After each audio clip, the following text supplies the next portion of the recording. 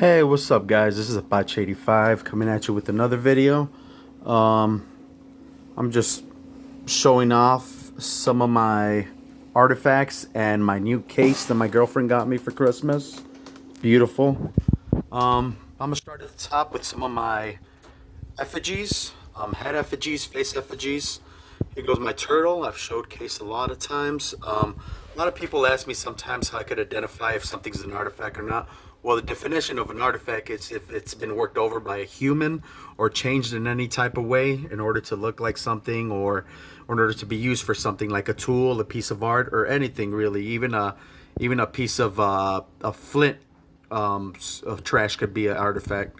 So this is my turtle effigy. I also use a microscope to identify artifacts. When you take this bag shell right here into account, and you could use a microscope to see the little pecking marks that was used to make the whole shell. Here's the face right there.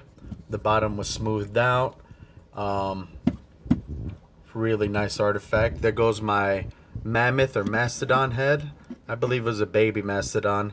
The two artifact indications are right there. Those were made by a tool, some kind of a straight tool right there, and then it was smoothed down to show the natural rock under in order for the tusk, and of course just the percussion marks of where, you know, the artist hit it to make it look like an elephant. There goes the ear right there, and there goes the trunk. Also, my two Mayan artifacts that I won at auction. There goes the were jaguar head effigy. It's pretty nice. It's all one piece. Here's my face effigy that I found in Tippecanoe County. There goes the eye right there. Let's see if I can get it better. Right up here by my thumb, there's some tool indications. That's the nose right there, and the mouth is somewhere down here. So then on the other side, I want to say that there's another one right there. The mouth, the nose, the eye, the ear, and he even has like a painted band across his face right there. That one's pretty cool. You could also use magnifying glasses like this to help you identify tool markings and whatnot. There's my lizard effigy. All around the world you hear the same legends about lizard men and whatnot, and this one's from the Mayan culture. Really cool, really nice, super old, 200 AD I believe. I have the certification for that guy too. I have my other drill head effigy, or drill bottom effigy, where basically they would put the bottom of the drill head right there, and you could either put your foot on this side right here to hold it in place or whatever, but you could see how it's been worn down from use for so many years. You could see it's even almost stained with the color of whatever wood they had put in there. Or you could also see swirl marks in there from where the bottom of the drill would have been used. I also have the actual drill, firestones that would have gone on the top of this drill stick. There's one right there, pecking on the bottom. That's how I know it's an artifact. Here's another one. This one's a little weird. It's perfectly round. It's 100% stone. I believe some kind of granite. I don't know. It's super smooth, and it's a really nice artifact. Here goes a calendar stone that I got online. Actually, I bought it at a mini museum auction with the certification as well. It has regular notch intervals. I believe it was a calendar stone to keep the cycles of the moon, or something like that. Has two drills, notches in it, two drill holes in it. It was broken, but they re-glued it. Here goes my pestle. I've also, or grinder, I've also showcased in a couple of my other videos. Perfectly flat right there. You can see how flat that is. The bottom's so smooth, it's shiny. And they've used it so much. You could see where it's darkened at the top from people just over eons and eons using it to scrape, to crush, what have you, and they would have been using it like that. Perfectly fits in my hand, about 1.5 pounds. Perfect tool. One of my favorites right there. I also have my pestle right here, or a phallus effigy. And some people sometimes ask me, like, how do I how do I know that these are artifacts? Like I said, I use magnification, and for anybody that's an artifact hunter, even an arrowhead hunter, anybody that spends time looking just through creeks and whatnot, hours and hours and hours, untold hours looking through creeks, you come to identify what doesn't look natural, what might have been, worked over by a human, what, you know, just there's certain things you could train your eye to see, and some people have the patience for it and some people don't. That's totally understandable, but that's the way that I've trained myself. Just countless hours of being out in the creeks and research. I can't stress how much research I've done, looking at items online to see, oh, why that might look like one of mine's or something like that. But here goes another axe head, I believe. Has a blunt head right there, and then has the sharp head. Not the sharp, but the tapered head right there, and that's actually smooth. So I believe they could have held it like that with the finger grooves right there. That's another indication if it fits in your hand. Not fits in your hand, but if it's made for your hand, that's a better way. Or it could have been hafted like that, obviously. Goes